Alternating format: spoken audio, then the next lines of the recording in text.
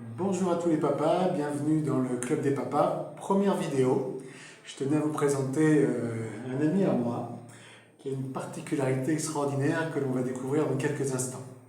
Voilà, alors est-ce que tu peux te présenter dans un premier temps? Eh bien, je m'appelle Christophe, je suis belge, là, comme vous pouvez l'entendre.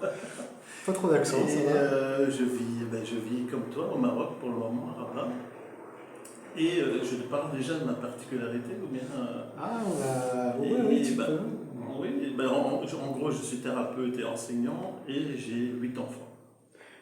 Tu as 8 enfants, d'accord. Alors combien de filles, combien de garçons? 4-4. 4-4? Le tout-terrain. Ah, On peut aller génial. partout, c'est super. En France, on dit que quand on a un garçon et une fille, c'est le choix du roi.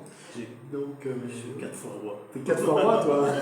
T'es un grand roi, alors. Ah, Très, très grand roi. empereur. Empereur, oui, voilà, tout à fait, empereur. Alors on va passer à la première question. Quelle est ta plus belle anecdote en tant que père de 8 enfants? Alors, ben, c'est compliqué parce que on a soit l'effet de masse, soit l'effet individuel. Mes plus beaux moments, ça a toujours été les accouchements, mais ça, c'est pas l'ensemble de la famille. Et surtout les derniers accouchements, j'ai pu faire l'accouchement moi-même avec ma femme. Oula. Et donc, on n'était que à deux, c'était vraiment un moment super beau. Donc ça, c'était chouette. Sinon, ce sont plutôt les vacances qui sont où on peut se rassembler tous, parce qu'on n'est pas. J'ai 2 filles qui sont en Belgique, donc c'est les moments où on est en vacances et on peut tous se retrouver. Là, il y a la grosse méga ambiance, là, c'est très très chouette. Alors, tu es en train de me dire que tu as accouché ta femme. Oui, ben, elle a accouché, mais c'était moi qui étais à la réception pour les derniers, oui. Waouh. Donc vous êtes allé à quel endroit pour les accouchements? À la maison, à la maison. À la maison. Ouais. T'as En fait, fait- la première fois, c'était on va dire un accident, c'est-à-dire qu'on n'a pas eu le temps d'aller à la maternité. Et comme on avait déjà l'expérience de 6 naissances et qu'on était à l'aise et que tout s'était toujours bien passé, ben, on avait ça. Et c'était vraiment ça par contre, c'était vraiment plus belle, le plus bel accouchement. Ouais. C'était magnifique. Et donc tu en as fait deux alors? Oui, oui, le petit dernier là, qui vient d'arriver il y a 1 mois et demi, il y a 6 semaines, hein, plus ou moins. Donc c'est toi On qui a l'as eu. réitéré, ouais. Ah, ça c'est extraordinaire. Ouais, Ça. c'est quelque chose, enfin, je pense qu'on avait toujours envie de le faire, ou même assister, mais on est très content d'avoir pu le faire. Ouais. Waouh. Moi j'avoue que je ne sais pas si j'aurais pu aider ma femme à accoucher sans milieu médical. Enfin bon, t'as pas eu peur de tout ce qu'il y avait pas autour? Mais écoute, la première fois, c'était totalement improvisé. Et ma femme m'a dit, écoute, ça y est, c'est là. Donc moi, j'ai dit, écoute, je vais chercher un seau d'eau, je vais chercher tout ce qu'il faut. Et franchement, c'est comme si c'était inné ou c'était quelque chose qui était logique, qui était normal, qu'il fallait. Bon, on avait eu 6 expériences avant, ça s'est toujours bien passé. Et donc, en plus, ma femme m'accouche toujours debout. Donc, c'était quelque chose Tu qui étais en bas à la j'étais juste réception. à la réception. Et ça D'accord. s'est très bien passé. Accouchement qui s'est passé en combien de temps? Parce que des fois ça peut durer des heures. Oh non, non, ici c'était rapide. C'était assez rapide, C'était hein. rapide. Comme dit ma femme, le toboggan est déjà prêt, donc c'est très rapide. C'est vrai, Voilà. c'est vrai. Donc est-ce que ça t'a rapproché de tes deux derniers ou comment ça se passe? Ben écoute, le petit dernier, c'est un petit peu difficile à dire parce qu'il est tellement proche de sa maman en ce moment, j'ai pas beaucoup accès, je le prends et tout ça, mais c'est sa maman qui compte. Mais par exemple, par contre, ma plus jeune fille, qui a 3 ans et demi maintenant, oui, on est proche, mais je ne peux pas te dire, je pense pas que je sois plus proche d'elle que de mes autres enfants, mais bon, voilà. Elle est à un âge aussi qui est particulier, où elle découvre plein de choses, où elle découvre le langage, donc du coup, c'est passionnant. Donc, oui, et puis c'est une petite fille, donc elle vient vers son papa beaucoup plus facilement, donc c'est vrai qu'on a peut-être une relation. Mais j'ai l'impression d'avoir eu cette relation un peu avec toutes mes filles et même mes garçons. Quoi. Donc, mais bon, peut-être qu'il y a une petite relation supplémentaire depuis. C'est toi qui l'as fait venir au monde, hein, donc c'est vrai. Oh, c'est quand même sa maman qui a fait tout le job. Moi, C'est j'étais que à vrai. la réception. C'est vrai.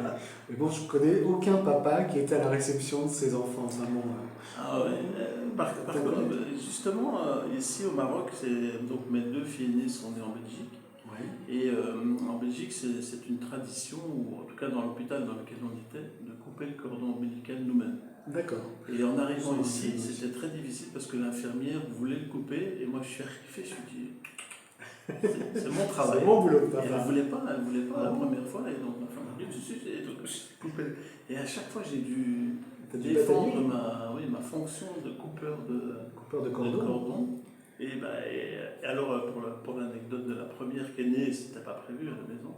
Donc là, on avait pris, tu sais, les petits clips pour les sacs de farine. Tu vois. Et donc, D'accord. j'avais fait ça pour pouvoir Petits clips clamper, en plastique là. Ouais, c'est ça. D'accord. Et donc t'as Et coupé. pour avec, pouvoir couper le cordon ombilical. D'accord. Et après, vous avez été à la maternité, vous avez été à l'hôpital. Non, vous êtes resté à on la a maison. appelé le gynécologue. D'accord. Mais en fait, quelques heures après, parce qu'on voulait vraiment. Enfin, c'était un moment inoubliable parce qu'on avait tous nos enfants. Et on avait des enfants d'amis qui étaient là aussi. Donc on était, je crois que dans notre chambre, il y avait 10 enfants. Non, 11 ans, attends, 10 enfants. Qui ont assisté à l'accouchement? Non, non, non, Non, pas. quand même pas, hein, merci. Voilà, Quand même pas. on est bien. Compartimenté tout ça, que les amis. On a fait une cellule à part.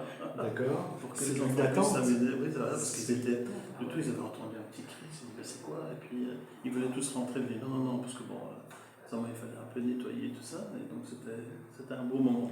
Là, c'était une journée inoubliable, même pour les enfants. Ils racontent souvent cette journée. Ouais. C'est sûr qu'il n'y a pas beaucoup d'enfants qui ont pu assister d'aussi près effectivement à la naissance de leur frère et C'est sœur. ça. En l'occurrence, là. Mm. Ouais. Un beau souvenir, effectivement, oui, Ouais, c'est vrai que là, c'est c'est extraordinaire. Hein, Ouais, c'était vraiment un moment inoubliable.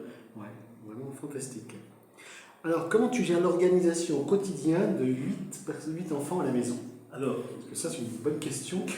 Comment tu fais? en fait, les gens nous posent toujours la question, ils sont toujours admiratifs parce qu'on a une grande famille. Et en fait, nous, on se dit, mais c'est notre quotidien, donc pour nous, c'est pas exceptionnel. Mais en fait, c'est toujours un enfant qui est arrivé, qui est venu. Et en fait, on ne s'est pas adapté à l'enfant. J'ai l'impression que l'enfant est né dans un environnement. Et donc, on ne s'est pas adapté à l'enfant, c'est l'enfant qui s'est adapté naturellement. Et j'ai pas l'impression qu'on fasse quelque chose de spécial pour nos enfants. On est toujours avec eux, on essaie de veiller à leur épanouissement, à ce qu'ils ne manquent de rien. Mais il n'y a pas d'organisation spéciale. Alors, bon, on a l'avantage aussi, nous, on fait du unschooling avec certains enfants. Donc nos enfants ont chaud, ça, c'est important. Mais ils s'inscrivent dans la maison, on travaille, on fait le ménage, on fait des choses. Ils s'inscrivent dedans. Ils ou pas. participent, tu as un panneau d'affichage, chacun fait ses tâches. On a essayé les corvées et tout ça, Ouais, les comment vous tâches, ça n'a pas fonctionné. Ouais. Mais écoute, pour le moment, soit quand ma femme et moi on est un peu plus fatigués, ils prennent leur lait. Alors quand ils sont à l'extérieur, les gens me disent tout le temps, c'est magnifique, ils aident, ils font tout. À la maison, ils aident, mais il faut parfois demander un petit peu. Et nous, on a envie qu'ils passent à la vitesse supérieure, c'est-à-dire à la prise d'initiative, comme ils font chez les gens. Tu vois. D'accord. Mais chez nous, c'est pas toujours aussi ça. Mais bon, voilà. Je sais pas, il y a un âge, quand ils sont tout petits, ils aident beaucoup. Les plus jeunes, là, aident. Pas la plus jeune aide. Mais une fois qu'ils arrivent à un certain âge, ils font plus rien. C'est embêtant, ça. Et puis quand ils sont plus grands, on a eu deux filles, deux aînées.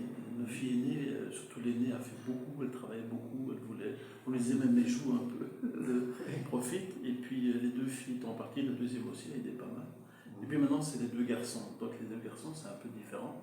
Ils aident à leur manière, mais ils aiment pas. Enfin, l'aîné n'aime pas trop cuisiner, par exemple. Le deuxième aime bien, donc c'est très variable. Mais il n'y a pas une organisation spécifique. En fait. C'est comme je dis, c'est un joyeux. À la maison, c'est un joyeux chaos. Joyeux chaos. Et comme nous, on aime bien ça. Ça ne nous dérange pas. C'est pas une maison où tout est bien en ordre, au contraire, où tout est bien rangé, tout ça. Mais bon, il faut un minimum. Mais c'est un peu chaotique. Mais on aime bien ça. C'est une maison qui vit. Voilà, c'est une maison avec. Il y a beaucoup de vie, beaucoup de bonne ambiance. Bon, parfois il y a des soirs où il y a un peu de tension, comme partout. Mais c'est vrai que c'est rare en comparaison des beaux moments. On se retrouve alors. Par contre, on a des obligations. C'est-à-dire que chez nous, le repas surtout le repas du soir, c'est une obligation. Donc on attend celui qui a une activité. C'est une heure bien précise. Oui, pas précise, mais on attend que tout le monde soit rentré des activités. Bon, si vraiment quelqu'un doit s'absenter parce que c'est trop tard, on n'attend pas. Mais c'est important, c'est le moment, si c'est possible le matin aussi, le petit déjeuner. Bon, on n'a pas les mêmes horaires, mais le week-end, on attend tout le monde pour le petit déjeuner, c'est vraiment super important. C'est sacré. Vous vous racontez votre journée, vous parlez entre eux, il y a de l'interactivité, c'est ça. C'est ça. On discute beaucoup, on rigole, voilà, essaye de passer un bon moment tous ensemble à table. Alors combien vous êtes à table alors le soir Ben, pour le moment, en fait, on n'a jamais les 8. C'est-à-dire que nos 2 filles aînées étant en Belgique maintenant, là on était il y a 2 semaines, on était, ou 3 semaines, on était 9. Mais on n'a pas encore été rassemblés tous les 10, puisque ma fille aînée est aux études en Belgique, donc elle ne pouvait pas rentrer. D'accord. Puis le bébé reste encore. Et le petit bébé. Mais il est toujours à table avec nous, dans les mains de l'un, de l'autre, dans le repas. Comment ça se passe au niveau de la fratrie d'ailleurs? Ils sont très solidaires les uns les autres c'est un peu conflictuel des fois? Ça dépend, c'est vraiment. Enfin, ça dépend. Parfois, tu as des querelles entre un garçon et une fille. Mes filles aînées se disputaient pas mal quand elles étaient petites. Puis, c'est vraiment très variable. Il y a des belles complicités aussi. Les plus jeunes s'entendent hyper bien. Si je laisse tomber le petit dernier, les 3 plus jeunes sont toujours ensemble, à faire plein d'activités, ils rigolent ensemble, ils jouent, ils font plein de choses. Et les grands, ça dépend. Mes 2 fils de plus grands, c'est parfois 2 coqs qui aiment bien se battre. Mais tu sens qu'au fond, ils s'aiment bien. C'est juste que de temps en temps, il faut. Voilà. C'est difficile aussi. Je ne vais pas dire qu'ils marquent leur territoire, mais il faut qu'ils montrent qu'ils soient là. Et si on a un plus grand qui essaie de montrer un peu son emprise, son autorité, il faut que les autres s'affranchissent aussi un peu de tout ça. Ça va pas être évident à gérer gérer pour toi. En tant que papa, comment tu fais toi pour gérer les conflits, pour les petits mensonges, les conflits, les petits problèmes, les choses comme ça? Comment tu gères ça? Alors en général, les conflits, on laisse aller jusque. Si ça devient violent, on intervient. D'accord. Mais en général, on essaie de faire en sorte que. Non, jusque-là, on essaie de faire en sorte que ça n'arrive pas jusque-là. D'accord. Mais c'est vraiment. C'est peut-être la chose la plus difficile à gérer. Mais on essaie d'être ouvert au niveau du dialogue, on essaie de les faire prendre conscience de l'inutilité du conflit ouvert. Bon, maintenant, qu'ils se disent les choses, c'est très important. Mais il y a la forme. Nous, on essaie de leur dire, écoutez, les gros mots, on essaie de proscrire, même s'il y en a un qui est lâché de temps en temps. Mais par contre, le mensonge, ça, c'est une chose avec laquelle j'ai beaucoup de mal, et ça, ils le savent. Donc là, je peux m'énerver très très fort si je sais qu'un enfant m'a menti. Et d'office, donc, j'essaie de leur apprendre maintenant avec le dialogue que le mensonge ne sert à rien de toute façon. Et puis par expérience, ils le voient que finalement ça se sépare après, quoi. Parfois c'est bêtement parce qu'il y a un paquet de chocolat ou un paquet de biscuits qui a disparu. 6 mois après, tu sais finalement qui était le coupable, quoi. Mais bon, alors comment tu réagis dans ces cas-là? Après, on rigole 6 mois après, sur le coup, parce que voilà, on dit c'est pas sympa. C'était un chocolat qui était pour toute la famille, il y en a un qui a profité, et puis là, alors tu essaies de savoir, parfois il le dit, c'est moi, et puis parfois ça. Et il y en a un, le dernier, on ne sait toujours pas, on le saura dans 6 mois. Il y a un mystère encore. Un mystère, mystère de quoi alors? Mystère de la perte du Côte d'Or, c'était un Côte d'Or que notre fille nous avait ramené. Côte d'Or, c'est quoi? C'est le chocolat Côte d'Or. Tout à fait, donc on ne sait pas qui a mangé le Côte d'Or. Voilà. On n'a pas partagé quelques doutes, mais bon, on n'a pas de preuves. Sans preuve, on ne peut pas accuser, on ne peut pas dire qui c'est, effectivement. Tout à fait. Alors, est-ce que tu as des moments de complicité avec eux et comment tu peux faire pour avoir des moments de complicité avec 8 enfants? Alors, tous les jours, j'essaie d'avoir un petit moment avec chacun, c'est difficile, mais bon, que ce soit par téléphone avec nos filles en Belgique ou avec les enfants qu'on a là, avec nous là-bas. Mais il y a toujours un moment où j'ai un peu de temps pour jouer, ou un peu de temps, ne fût-ce que faire la vaisselle avec un des enfants, ou faire à manger, on papote, quoi. Et ça, c'est vraiment des moments privilégiés. Si maintenant, moi je me force une fois par an, je fais une sortie avec un enfant, tout seul. D'accord. Ça, c'est son moment à lui, son moment à toi. Voilà. Donc avec mes filles, si je suis en Belgique, on va manger un petit bout ensemble, et puis je leur offre un petit cadeau au choix, pas trop cher. Et donc voilà, et ça, là, le suivant ici, il attend, c'est son tour. Donc sur toute l'année, les 8 savent que, pas le petit dernier, mais ils savent que ils vont avoir une journée ou une après-midi en tête-à-tête avec papa. Juste avec toi. Juste avec moi, et ça c'est sacré. Ouais. Et là, et là, c'est à ce moment-là, c'est plus trop la relation. Parce que quand tu as plus l'étiquette de papa quand tu dois gérer tout le monde que quand on a un ou deux ou trois, tu vois. Donc, et alors si on voyage, ma femme et moi, souvent on essaie d'en prendre un. Comme ça, ils voient aussi une autre facette. Nous, on voit une autre facette d'eux, eux voient une autre facette de nous. Donc ça, c'est important. C'est intéressant. Parce que quand ils sont mêlés dans la fratrie, parfois tu n'as plus l'occasion vraiment de voir comment ils sont, parce que toi tu gères le groupe, tandis que quand ils sont tout seuls, tu te rends compte de certains aspects auxquels tu ne fais pas attention. Et comment tu réagis avec ta femme? Comment vous êtes tous les deux? Est-ce que vous faites bloc contre les enfants quand c'est compliqué? Est-ce qu'elle est plus permissive? Toi, tu es plus autoritaire? Ou quel type de papa tu es avec ta femme? Comment tu interagis avec tes enfants? Ben écoute, on a une chance incroyable. Enfin, moi, c'est qu'on est assez d'accord sur la majeure partie des choses. En tout cas, au niveau éducatif, on sait d'office que l'autre va penser. Par exemple, si on doit vraiment arriver à... Alors la punition, c'est mettre un enfant sur une chaise et lui dire maintenant tu ne bouges plus parce que là tu exagères, ou moi je vais éclater. Et si un enfant est puni, c'est jamais l'autre qui va le dépunir. Donc si moi je punis un de mes fils ou une de mes filles, c'est moi qui dois la dépunir. Et ma femme le sait, si elle est sur une chaise, c'est que papa était fâché ou vice versa. Donc on ne va jamais dépunir un enfant que l'autre a puni. D'accord. Donc ça c'est une règle chez nous, c'est une règle de base. Et sinon nos enfants savent pas, ils vont toujours essayer. Maman dit non pour le dessert, on va essayer chez papa et vice versa, tu vois. Donc, faut que tu dises non aussi, alors. C'est pas évident. Des fois on craque, et des fois ma femme craque, donc c'est pas. Mais c'est vrai qu'à ce niveau-là, on n'a pas de dispute par rapport à ça. C'est quelque chose qui est assez entendu. On est sur la même longueur d'onde pour l'éducation. Donc en général, je ne dis pas qu'il y a des petits conflits de temps en temps par rapport à ça, mais c'est très très rare. Ouais. C'est important le dialogue là-dedans, c'est avant et puis ça va, il y a des moments comme ça où c'est un peu plus compliqué à gérer, mais en général ça se fait bien. Ça se passe bien. Ouais.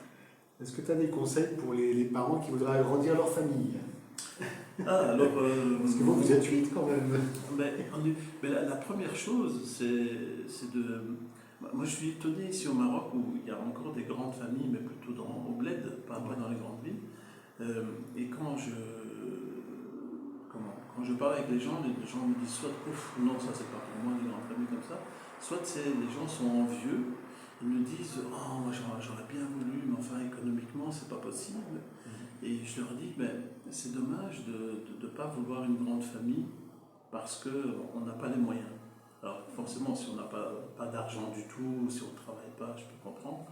Mais si nous, on a une famille où, moi par exemple, pour mon salaire actuel, je ne gagne pas grand-chose, mais on arrive par notre style de vie à avoir une grande famille. Alors comme disent mes enfants, mes amis me disent tout le temps, on sait pourquoi tu as 8 enfants, tu as plein d'allocations familiales. Je vis au Maroc, donc j'ai des allocations familiales qui sont très très très très très très basses. C'est même pas l'équivalent des allocations, en dessous des allocations pour un enfant en Belgique. Donc c'est pas pour ça. De toute façon, on n'a jamais fait par rapport à l'argent. Donc j'ai envie de dire aux gens, je pense que oui, on est influencé par la société en Belgique en tout cas, quand tu fais des listes pour bébés, on te donne plein de choses à acheter. En fait, nous, on n'a jamais acheté de poussette, tu vois, je sais pas comment dire en bon français. Donc vous le portez tout le temps, votre bébé? On l'a toujours porté. Vous avez un porte-bébé Non, c'est alors une écharpe qui a rendu là à la 7e. Donc on a eu un nouveau d'une amie, on a récupéré une amie. Et en fait, il y a plein de choses, même les vêtements, pour les plus grands, on achète plus, mais pour les petits, on n'a jamais acheté des vêtements. Alors, chaussures, oui, mais les vêtements, pas. Donc, économiquement parlant, on n'a jamais été endetté parce qu'on avait des enfants ou beaucoup d'enfants. Donc, ça, c'est vraiment ne pas regarder. Et je dirais même plus comme conseil, c'est une amie, après, au 3e, moi, j'avais un peu. Il pleurait beaucoup, il avait une drôle de façon de pleurer, moi j'en avais un peu marre. Et ma femme qui en voulait toujours, et on avait dit qu'on en voulait pas mal au début. Vous étiez d'accord hein, au début. On était d'accord. On en avait beaucoup. Alors justement, on voulait 4 enfants au départ. Donc c'est maintenant qu'on se dit on voulait chacun 4. D'accord, ce qui fait Mais vite, oui. pour le dernier, et j'ai une amie, une très très bonne amie en Belgique qui m'a dit le plus beau cadeau que tu peux donner à ton enfant ou à tes enfants, c'est un frère ou une sœur. Et donc après je l'ai écouté, donc depuis on en a eu quelques-uns. Ouais. Mais c'est vrai qu'à un moment on s'était dit bon on va arrêter là et puis voilà, on va continuer et puis c'est tout des cadeaux de la vie. Donc il ne faut jamais s'arrêter. Enfin, maintenant quand on peut le faire, quand on a vraiment envie de le faire, et il faut que les deux aient envie de le faire aussi. Ça c'est important, super important. Ouais. Ouais. Quel type de papa tu es toi? Tu penses que tes enfants te voient comment? Ben ça, il faudrait leur demander. Il faudrait leur demander. Ben, tu pourras demander. Je pourrais demander à Antoine, que je connais, effectivement. Écoute, je ne sais pas, je pense que. Allez, je vois par exemple mon fils avec qui je discute pas mal pour le moment, qui me dit ouais, petit, t'es plus sévère avec nous, et puis en grandissant, t'es plus cool. Je crois en fait que je suis un papa tellement différent par enfant, en fait. Si tu veux, je crois qu'avec ma fille aînée, j'étais peut-être plus sévère. Parce que c'est la première. J'ai peut-être reproduit un peu plus le modèle des parents. Et moi, je viens d'un modèle où c'était très sévère. Et moi, je dis jamais je ferai ça avec mes enfants, mais t'as beau faire, il y a quand même un petit pourcentage de sévérité, d'autorité.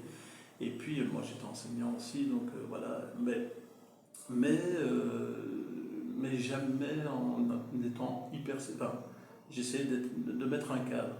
Et ce cadre-là, j'essaie toujours de le mettre maintenant, mais de façon moins importante en tout cas.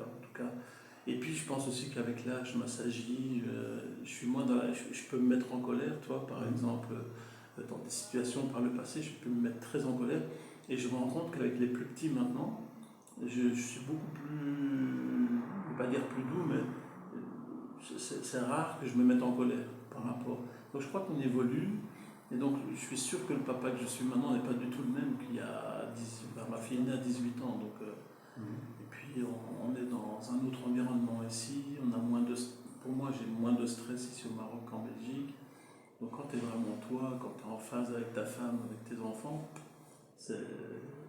et avec ton travail, si c'est possible, alors là, si tu es cool, si tu n'as pas à t'énerver sur tes enfants. Alors, ça m'arrive de m'énerver. Hein, j'espère, parce que moi, ça m'arrive. Non, mais ouais, ça m'arrivait même plus avant, mais je pense que. Alors, les grands nous disent qu'on est plus permissif maintenant avec les petits, mais je crois que c'est partout. On dit toujours le petit dernier, c'est le petit gâté, je ne sais pas comment ce sera. Mais je crois que ce n'est pas une question de permissivité, c'est une question de. Je me dis, mais finalement, à quoi bon, c'est bien de mettre une structure. Mais si elle est trop rigide, après tu fais des enfants rigides et c'est pas le but. Moi, mon objectif, c'est toujours que mes enfants soient épanouis. Donc, s'ils peuvent être épanouis sans ces gardes de barrière, alors c'est l'idéal. Quel conseil tu pourrais donner aux jeunes papas? Les jeunes papas? Elle n'était pas notée cette question-là. Je te l'avais pas notée. Parce que toi, tu es un jeune papa de 8 enfants. Donc, moi, je crois qu'il ne faut pas. Je vois souvent des gens qui ont peur de mal faire en étant papa. Et je crois que de toute façon, qu'on soit père, qu'on soit mère, qu'on soit parent, il y a des choses qu'on fera de façon merveilleuse et puis on commettra toujours des erreurs. Donc, je ne connais pas de papa parfait ou de maman parfaite qui fait aucune erreur avec ses enfants. Il y a des choses qu'on aurait pu. Je le vois avec mes enfants maintenant qui sont plus grands. Il y a peut-être des erreurs qu'on a commises, même certainement.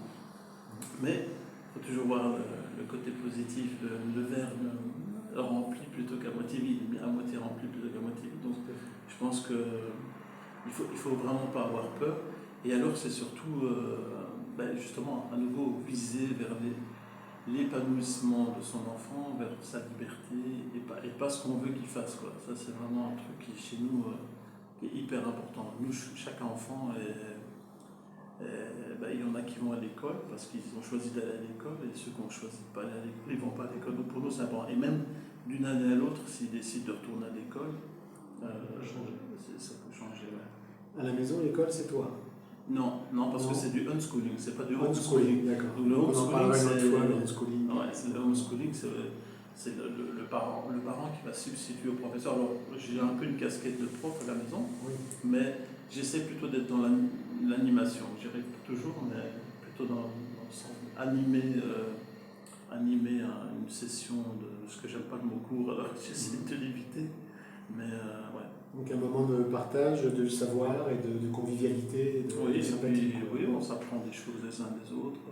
Ici maintenant j'essaie de travailler avec la pédagogie du projet avec les plus grands.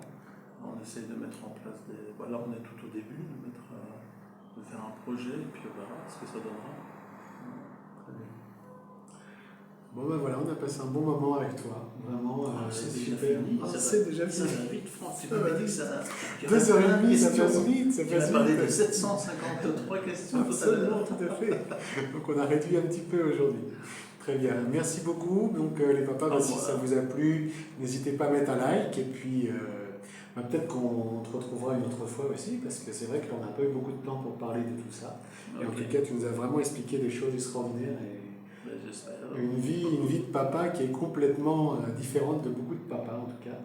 Une belle vie de papa et puis je pense que tu dois être un sacré bon papa. Je sais pas.